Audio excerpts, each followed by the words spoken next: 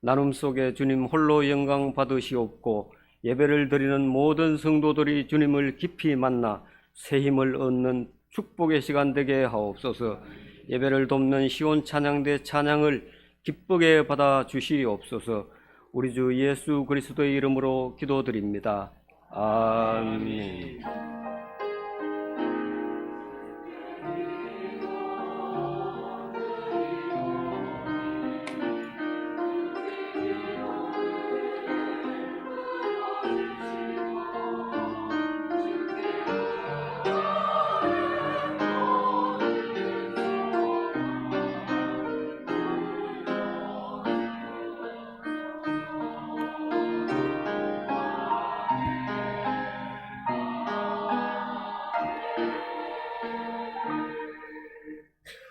하나님 말씀 출애굽기 10장 1절에서 20절입니다.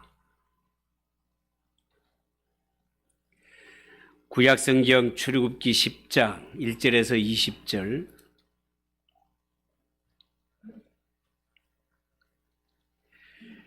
우리 한 절씩 교독합니다. 1절입니다. 여호와께서 모세에게 이르시되 바로에게로 들어가라. 내가 그의 마음과 그의 신하들의 마음을 완강하게 함은 나의 표징을 그들 중에 보이기 위함이며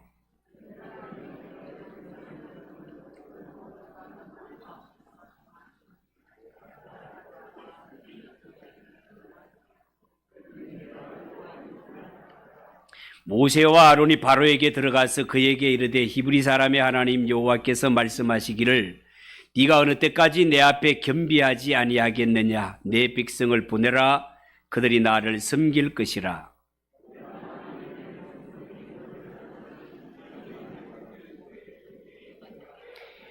메뚜기가 지면을 덮어서 사람이 땅을 볼 수 없을 것이라. 메뚜기가 네게 남은 그것 곧 우박을 면하고 남은 것을 먹으면 너희를 위하여 들에서 자라나는 모든 나무를 먹을 것이며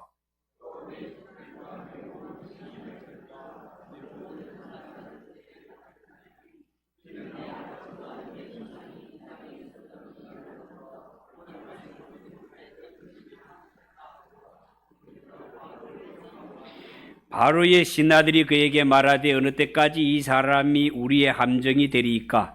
그 사람들을 보내어 그들의 하나님 여호와를 섬기게 하소서. 왕은 아직도 애굽이 망한 줄을 알지 못하시나이까 하고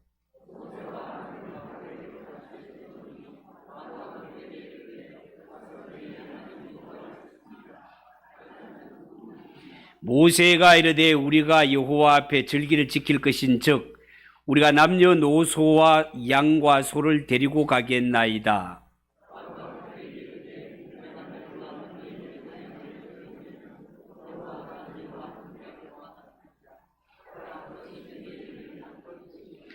그렇게 하지 말고 너희 장정만 가서 여호와를 섬기라. 이것이 너희가 구하는 바니라.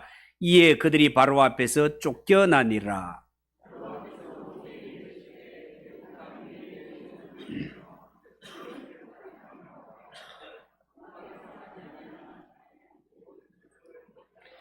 모세가 애굽 땅 위에 그 지팡이를 들매 여호와께서 동풍을 일으켜 온 낮과 온 밤에 불게 하시니 아침이 되매 동풍이 메뚜기를 불어들인지라.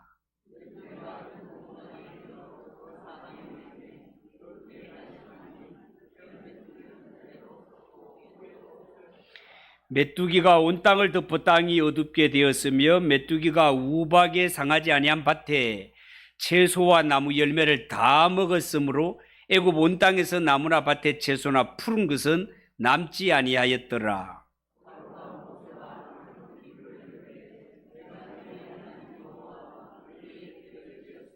바라건대 이번만 나의 죄를 용서하고 너희 하나님 여호와께 구하여 이 죽음만은 내게서 떠나게 하라. 여호와께서 돌이켜 강렬한 서풍을 불게 하사 메뚜기를 홍해에 몰아넣으시니 애굽 온 땅에 메뚜기가 하나도 남지 아니하니라.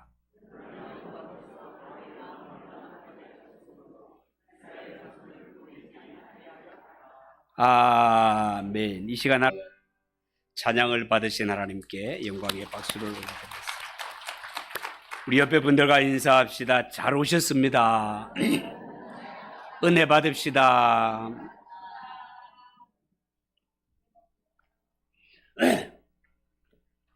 자, 오늘은 읽은 이 말씀을 가지고 메뚜기 재앙에 대해서 말씀을 전하겠습니다.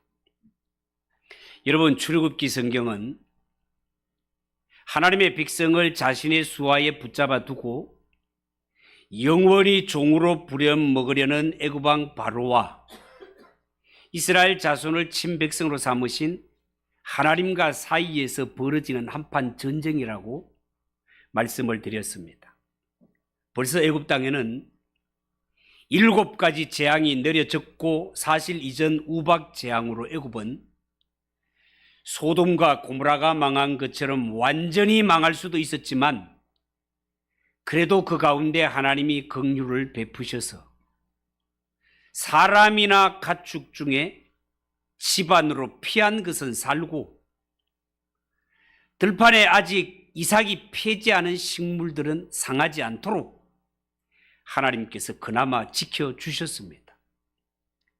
그렇지만 일시적으로 회개하는 척 하다가 여전히 마음을 완악하게 하고 고집을 부리는 바로왕 때문에 하나님은 8번째 재앙을 애굽 땅에 내리게 되는데요.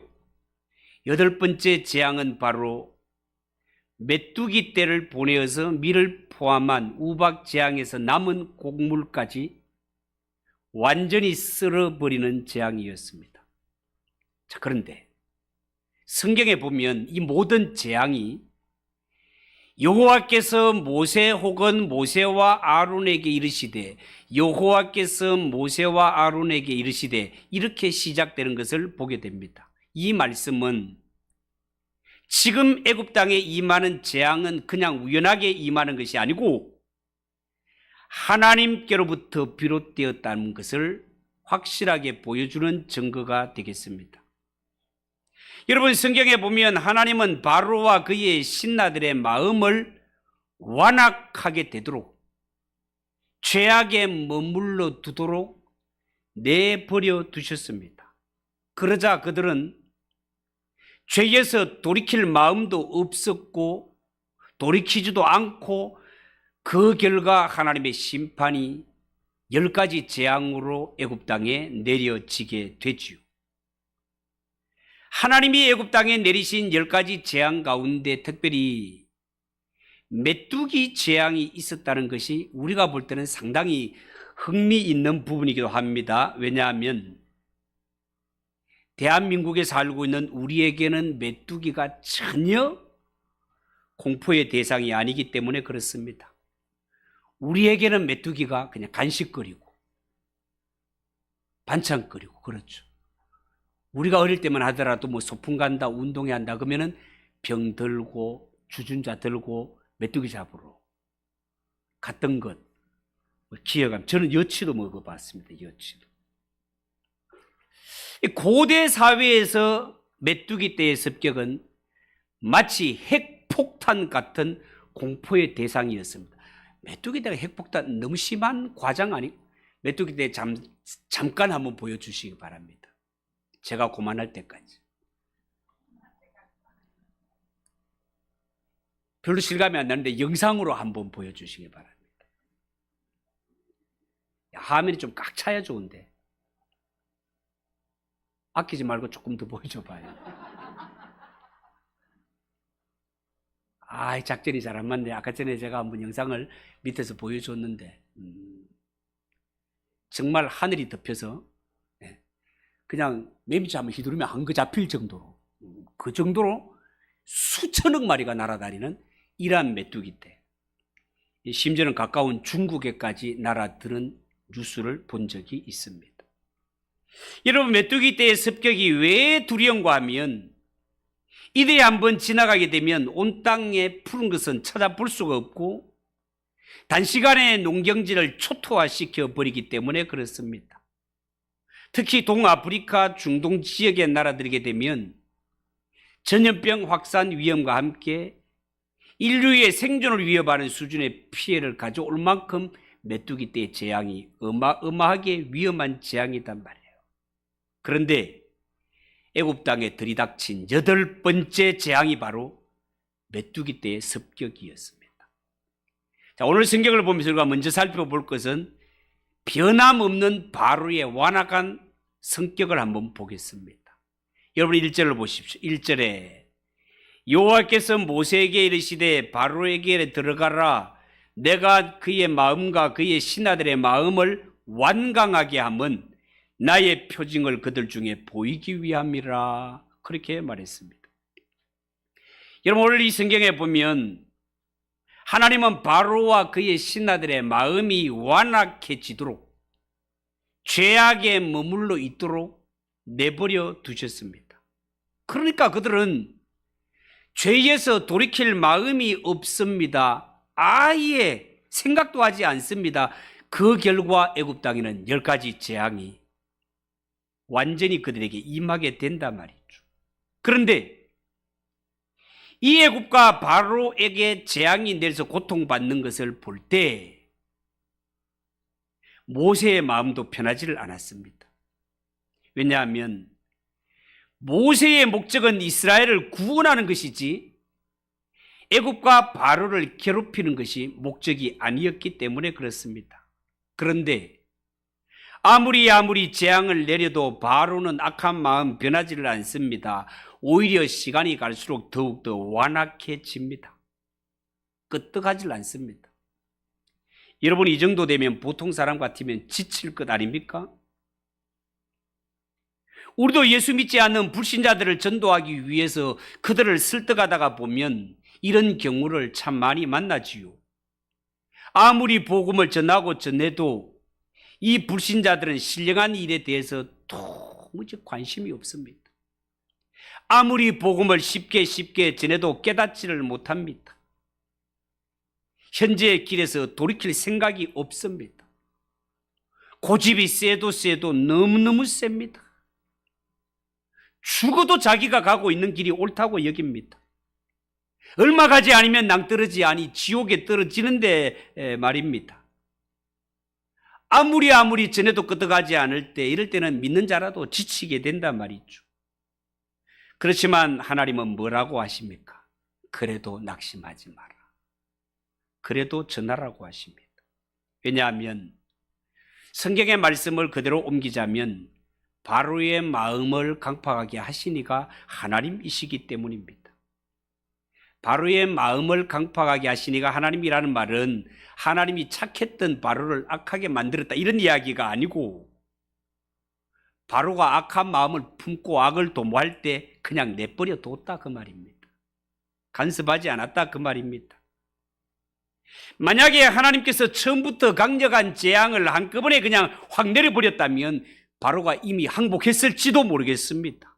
그런데 하나님께서 한 가지 조금씩 이렇게 징계를 하니까 바로의 마음은 더 교만해지고 더 완악해져서 나중에는 어떤 재앙을 당해도 눈 하나 까딱하지 않는 이런 지경이 되고 말더라는 것입니다.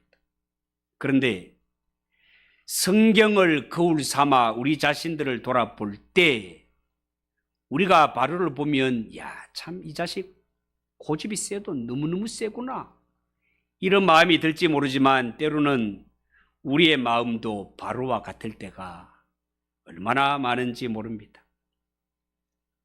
하나님은 우리를 고치시기 위해 우리를 죄악에서 돌이키시기 위해 우리에게 조금씩 징계를 주시는데 그 조금씩 징계 주는 것을 깨닫지 못해서 여전히 하나님 앞에 교만하고 여전히 고집을 부리고 그러다가 나중에는 마음이 돌같이 단단해져서 아무리 강력한 매를 맞아도 하나님의 뜻을 깨닫지 못할 때가 얼마나 많은지 모른단 말이에요. 우리가 정말 하나님의 은혜로 구원받은 자라면 정말 예수 피로 씻음받은 자라면 하나님이 우리가 범죄할 때마다 그릇된 길 갈 때마다 조금씩 우리를 치시고 조금씩 우리에게 간섭하실 때 그 조금을 소홀하게 여기지 마시고 그 조금 속에서도 하나님의 경고의 음성을 들을 수 있는 귀가 열리시기를 바랍니다. 열려야 됩니다. 두 번째 생각할 것은 너희가 애굽을 나갈 때 어른들만 가고 아이들은 두고 가라는 거예요. 여러분, 모세와 아론은 껄끄럽지만 하나님의 말씀에 순종해서 또다시 바로왕 앞에 서서 이렇게 경고합니다. 4절 5절 말씀 여러분이 한번 크고 또박또박하게 한번 크게 한번 읽어보세요. 시작.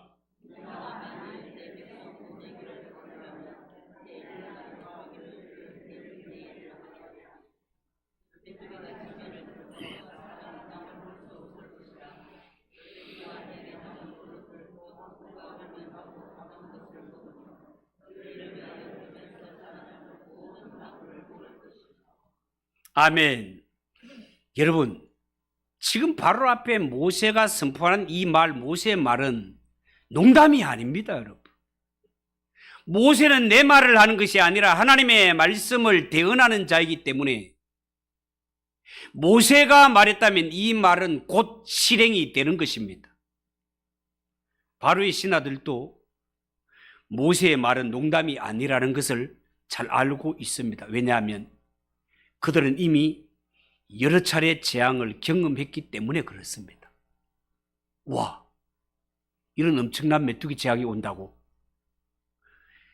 신하들은 바로 왕에게 이렇게 아뢰입니다. 왕이시여, 제발 히브리 종들을 보내어 저들이 원하는 대로 하나님을 섬기게 해주세요. 그렇지 않으면 우리가 망합니다. 그렇지 않으면 우리가 망합니다. 절대 납니다. 앞에서 봤지 않습니까? 바로왕의 신하들은 그나마 하나님의 심판을 경험한 까닭에 하나님을 두려워하는 마음이 생겼습니다. 7절을 보십시오. 왕이시여, 어느 때까지 이 사람이 우리의 함정이 되리이까? 그 사람들을 보내어 그들의 하나님 여호와를 섬기게 하소서. 왕은 아직도 애굽이 망한 줄을 알지 못하시나이까? 이렇게 아뢰었습니다. 그런데 신하들의 이 말을 듣고 나서 취한 바로왕의 태도가 너무 재미있습니다. 8절 한번 보십시오. 모세와 아론을 바로에게 다시 데려오니 바로가 그들에게 이르되 가서 너희의 하나님 여호와를 섬기라. 갈 자는 누구누구냐? 갈 자는 누구누구냐라고 모세에게 묻습니다. 그때 모세가 뭐라고 대답합니까? 9절에 모세가 이르되 우리가 여호와 앞에 절기를 지킬 것인 즉 우리가 남녀노소와 양과 소를 데리고 가겠나이다라고 대답합니다. 이 말을 듣고 바로가 뭐라고 말합니까? 10절 11절에 한번 보세요. 바로가 그들에게 이르되 내가 너희와 너희의 어린 아이들을 보내면 여호와가 너희와 함께함과 같으니라. 보라, 그것이 너희에게는 나쁜 것이니라. 그렇게 하지 말고 너희 장정, 그러니까 어른만 가서 여호와를 섬기라. 이것이 너희가 구하는 바니라. 이에 그들이 바로 앞에서 쫓겨나니라. 그렇게 말했습니다. 여러분, 바로의 태도를 보세요. 한마디로 뭡니까? 어른은 가되 애들은 보낼 수 없다라고 딱 잘라서 말한 것입니다. 지금 이 악한 왕 바로의 말과 태도는 참 애매모호합니다. 도대체 이스라엘을 보낸다 말입니까? 안 보낸다 말입니까? 어른은 가되 애들은 두고 가라. 어른은 가되 애들은 두고 가라. 여러분, 이것이 하나님이 계획하신 출애굽의 모습이겠습니까? 이거는 완전한 출애굽의 모습이 아니라 정확하게 말하자면 영적 이상가족입니다. 영적 이상가족. 어른은 가고 애들은 내비두고 가라. 성경이 말하는 출애굽, 성경이 말하는 구원의 모습이 아니다 말이에요. 여러분, 애들을 애굽에 둔 채 어른들만 출애굽을 한다면 이 어찌 바람직한 출애굽이 되겠습니까? 그렇지만 이 악한 바로왕은 교묘한 속셈을 감춘 채 어른만 가고 애들은 나비두고 가라. 애들 가봤자 아이스크림 사달라고 중간에 질질 울고 하면 그 오히려 귀찮다. 그렇게 애들은 두고 어른만 가라. 어른만 가라고 그렇게 제시합니다. 정말 바로왕답고 마귀다운 모습 아닙니까, 여러분? 하나님이요, 바로의 마음이 이렇게 강팍해지고 완악해지도록 내버려 둔 것은 본래 바로라는 인간 자체가 악한 자였기 때문이라는 것도 이유가 있지만, 사실은 이스라엘 자손들에게 하나님의 표징을 나타내기 위해서라고 성경은 그렇게 언급하고 있습니다. 2절을 보세요. 2절. 네게 내가 애굽에서 행한 일들 곧 내가 그들 가운데서 행한 표징을 네 아들과 네 자손의 귀에 전하기 위함이라. 너희는 내가 여호와인 줄 알리라. 앞으로 되어지는 이 모든 일들을 통해 너희가 여호와를 알게 될 것이라고 그렇게 말씀했습니다. 여러분, 저는 지금 출애굽을 요구하는 모세 앞에 바로가 제시하는 이 방법, 애들은 두고 어른만 데려가라, 여기서 마귀의 교활한 수법을 지적하지 않을 수 없겠습니다. 어른들을 붙잡아 둘 수 없는 입장이 되자 바로는 이제 어떻게 해요? 사랑하는 자녀들, 아이들을 볼모로 잡아 둠으로써 이스라엘의 출애굽을 방해하려는 것입니다. 얼마나 교활하고 얼마나 악랄한 모습입니까? 무엇을 이야기하는 것입니까? 마귀는 한 영혼이 구원받는 것 절대로 원하지 않고 끝까지 붙들고 지옥으로 끌고 가는 것, 끝까지 포기하지 않고 끝까지 지옥으로 끌고 가기 위해 붙들고 늘어진다, 그 말입니다. 저는 이 모습을 보면서 예수 믿는 성도들 가정의 어른들, 이 어른들은 내 자녀들, 어린아이들의 신앙, 정말로 어른들이 신앙생활 잘하는 것도 중요하지만 내 자녀들, 내 아이들을 믿음으로 잘 양육하는 것이 얼마나 중요한가를 다시 한번 깨닫게 됩니다. 여러분, 종말로 갈수록 자녀들을 믿음으로 잘 양육하는 것 너무너무 중요합니다. 절대로 소홀히 여기지 마시고, 여러분 홀로 가지 마시고, 내 가는 이 출애굽의 길에, 이 구원의 길에 내 사랑하는 자녀가 동행하고 있는지를 확인하시기 바랍니다. 그렇지 않으면 앞으로 자녀들로 인해 신앙생활에 얼마든지 발목이 붙잡힐 수 있습니다. 마귀가 노리는 일입니다. 마귀가 하는 일입니다. 어쩌면 우리 믿는 자들의 마음속에 어른은 주일날 예배 드려도 고3은 시험이 가까우니까 공부해야 돼. 너는 교회 오지 말고 집에서 공부하고 있어. 이게 믿는 어른들이 가질 생각입니까? 아니요. 마귀가 주는 생각입니다. 이제 크는 자녀들, 이 아이들은 취미생활도 해야 되고 친구들도 만나야 되니까 우리는 주일날 교회가 예배 드릴지라도 너희는 취미생활도 하고 너희는 세상에서 이런 생활 저런 생활 하면서 아이들은 교회 오는 것을 그냥 방치해 두는 것, 그것이 예수 믿는 어른들의 바람직한 모습인가? 천만에요. 마귀의 작전입니다. 아이들은 두고 너들만 가라. 아이들은 두고 너들만 가라. 마귀는 끊임없이 한 영혼을 끝까지 지옥으로 끌고 가기 위해서 이렇게 안 보내주고 이렇게 바라가는 것이 출애굽기의 바로의 모습을 통해 우리에게 환하게 보여주고 있다, 그 말입니다. 세 번째 생각할 것은 메뚜기 재앙의 성격을 한번 보겠습니다. 여러분, 메뚜기 재앙은 지난번 우박 재앙에서 남은 나머지 식물을 모조리 없애버리는 무서운 재앙입니다. 지금까지 내렸던 어떤 재앙보다도 더 무서운 재앙입니다. 그래서 애굽 사람들은 여기서부터 두려워하기 시작합니다. 그런데 더 냉정하게 볼 것 같으면 애굽 사람들이 두려워하는 것은 하나님이 아니라 자기들의 마지막 재산 잃는 것이 더 두려웠습니다. 모세가 메뚜기 재앙을 예고했을 때 바로의 신하들, 이 신하들은 바로에게 제발 이들을 보내주세요. 여호와를 섬기게 해주세요. 왕은 아직도 애굽이 망했다는 사실을 알지 못하나이까? 이렇게 아뢰었습니다. 여러분, 신하들의 의견을 보면 애굽인들이 처음으로 자신들의 모습을 내적으로 인정한 것입니다. 우리가 히브리 자손들을 붙잡고 있는 한 이 땅에는 끊임없는 재앙이 일어날 것이니 저들을 보내줌으로 우리에게 마지막 남은 곡식이라도 건지자는 것입니다. 하나님이 진짜 무서워지기 시작합니다. 그렇지만 사실은 애굽 사람들은 이 고백을 이스라엘 백성들 앞에서 해야 되는 것이었습니다.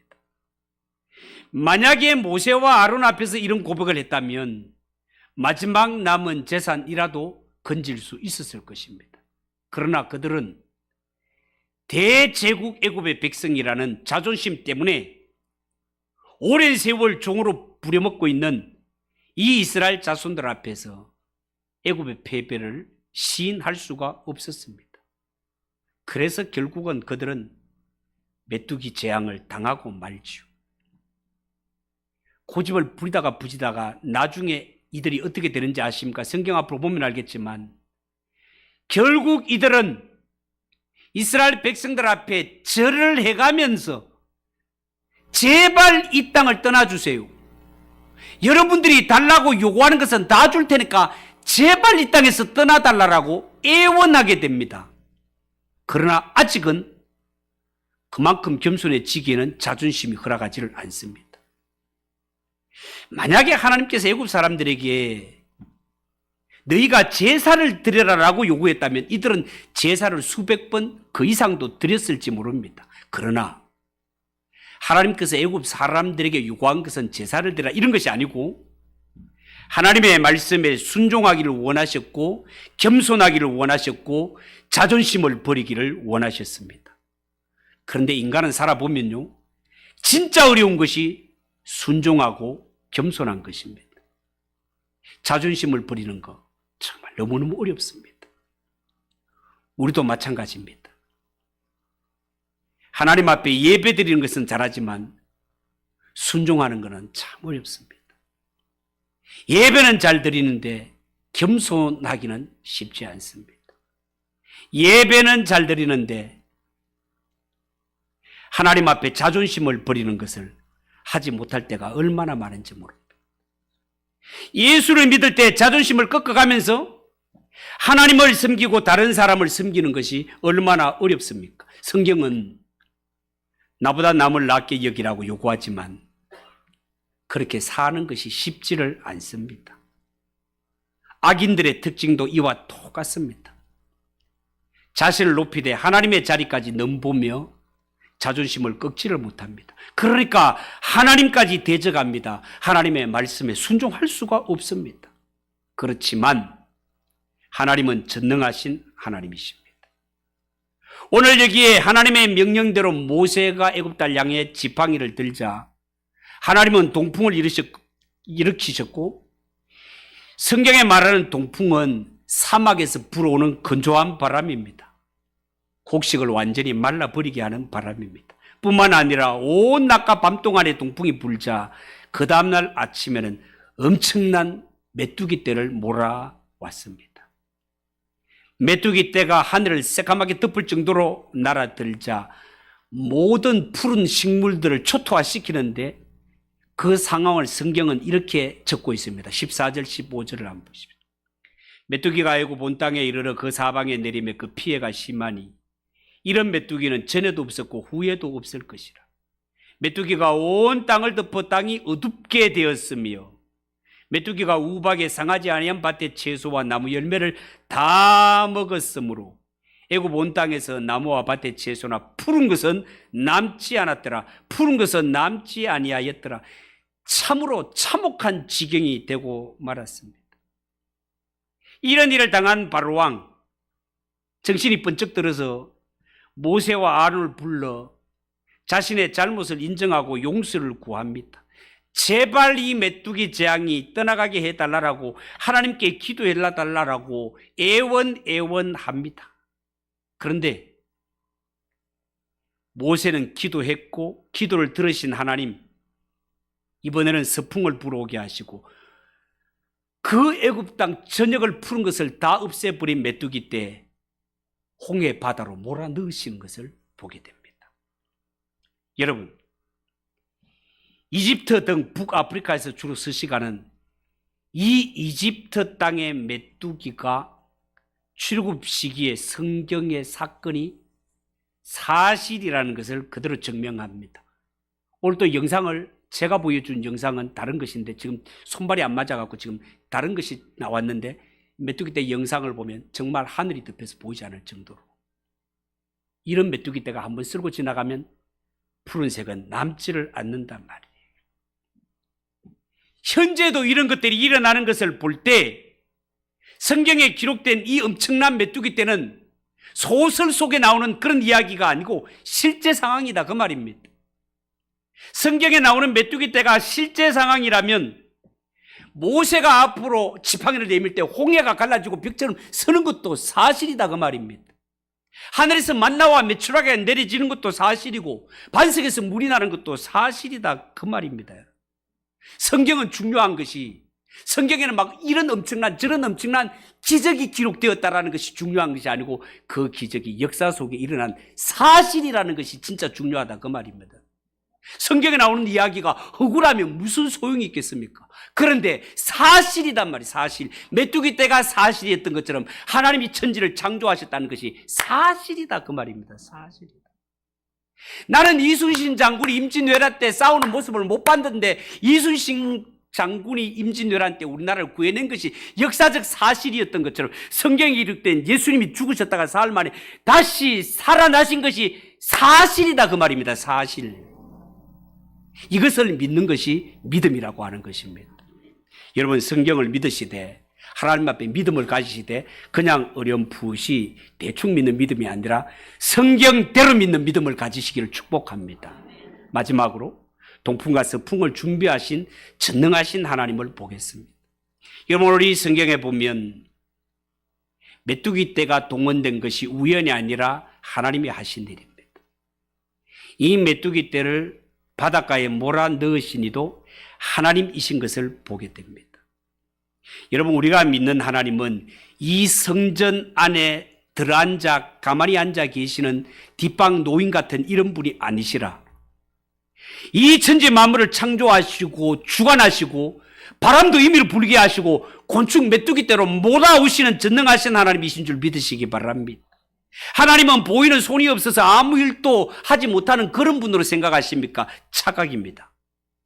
하나님은 동풍을 오른손으로 사용하시고 서풍을 왼손으로 사용하시는 전능하신 하나님이십니다.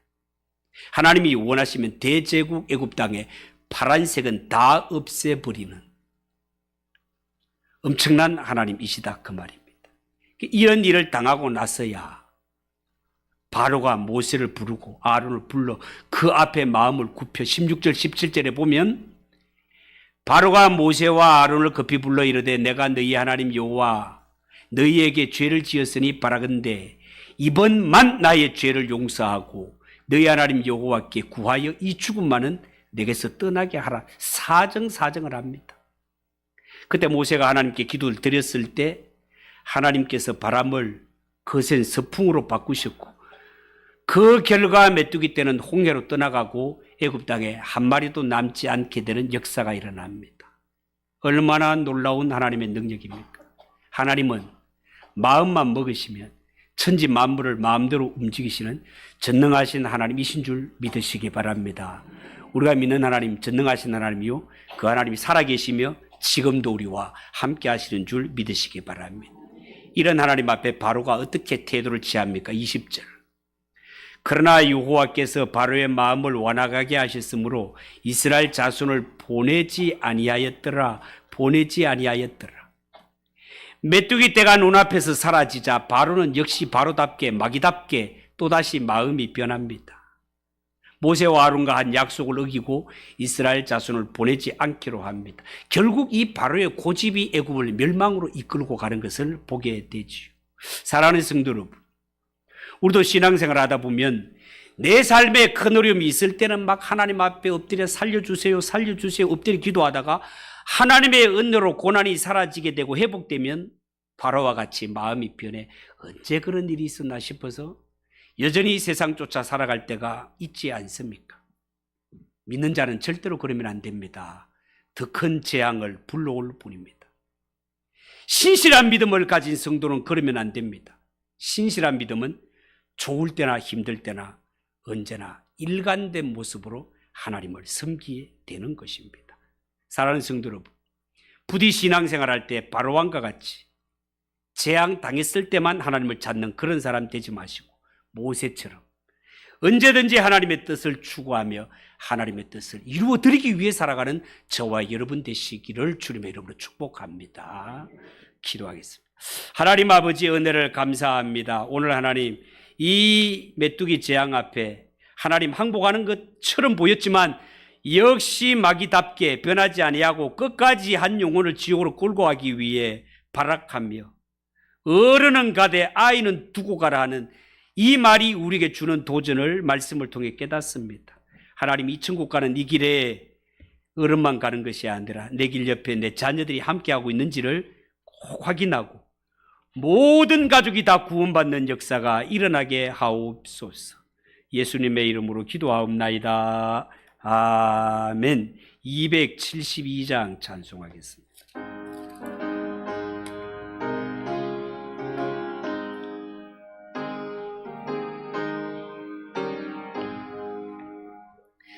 고통의 멍에 벗으려고 예수께로 나갑니다. 자유와 기쁨 베푸시는 주께로 갑니다. 병든 내 몸이 튼튼하고 빈궁한 삶이 부해지며 죄악을 벗어버리려고 주